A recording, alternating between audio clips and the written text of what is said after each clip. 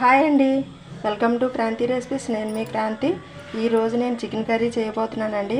ఆ కర్రీని అంటే కొంచెం వెరైటీగా ఎప్పుడూ వండుకునే విధంగా కాకుండా కలర్ఫుల్గా కనిపించి టేస్టీగా రావడానికి నేను చిన్న ట్రిక్తో మీకు ఈ కర్రీని చేసి చూపిస్తానండి. అది ఎలా చేయాలనేది ఈ వీడియోలో చూసేయండి. ముందుగా కిలో చికెన్ అండి, ఇదిగో చూస్తున్నారు కదా, చికెన్ తీసుకున్నాను. దానిలో కావాల్సినవి పెరుగు, ఉల్లిపాయలు, టమాటో, కొత్తిమీర, అల్లం వెల్లుల్లి, పచ్చిమిర్చి.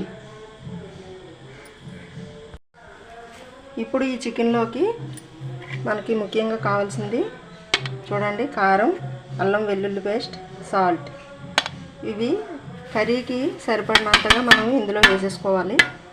మొత్తం వేసేసుకొని కర్రీ అంతటినీ కూడా ఒకసారి బాగా కలిపేసుకోవాలండి.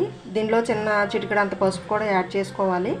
కలిపేసి ఈ ప్రాసెస్ నేను మరలా చూపిస్తానండి. చూడండి, ఇదిగండి పసుపు, పెరుగు కూడా యాడ్ చేసేసుకుందామండి. ఇదంతా ఒకసారి బాగా పట్టేలాగా, మాంసానికి అంతటికి పట్టేలాగా కలిపేసుకోవాలి. కలిపేసుకొని దీన్ని ఒక పక్క స్టవ్ వెలిగించుకొని స్టవ్ పైన పెట్టుకొని దీన్ని ఉడికించాలండి. కొంచెం స్టవ్ సిమ్లో పెట్టుకొని ఉడికించుకోవాలి. ఉడికించిన ఉల్లిపాయలు, టమాటాలు, పచ్చిమిర్చి ఇవన్నీ కలిపి ముక్కలు కోసుకున్నామండి. ఇగో చూడండి, ముక్కలు అయితే కట్ చేసేసుకున్నాము. ఇప్పుడు మనం మరో స్టవ్ వెలిగించుకొని స్టవ్ పైన కడాయి పెట్టుకున్నాము. ఇదిగో చూడండి, ఇందులో ఆయిల్ వేసుకోవాలి. ఆయిల్ వేసానండి, కళాయిలోని వేడైపోయింది. కొంచెం జీడిపలుకులు వేసుకున్నాను. కొంచెం వేపేసుకొని పక్కకు తీసేసుకోవాలి.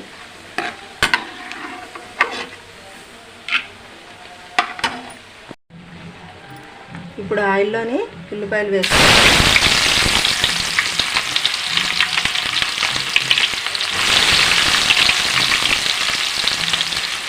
మొత్తం ఉల్లిపాయలు, పచ్చిమిర్చి వేసుకొని వేపుకోవాలండి. చూడండి, కర్రీ అయిపోయిందండి. ఇంకా ఏంటంటే ఆ ఉడికించుకున్న కర్రీని ఈ వేగిన ఉల్లిపాయల్లోకి వేసేసుకున్నాము. చూడండి చికెన్ కర్రీ రెడీ అయిపోయిందండి. కొత్తిమీర వేసుకున్నాము, వేయించిన జీడిపలుకులు కూడా వేసేసుకున్నాము. చాలా టేస్టీగా ఉండే, మంచి కలర్ఫుల్గా ఉండే చికెన్ కర్రీ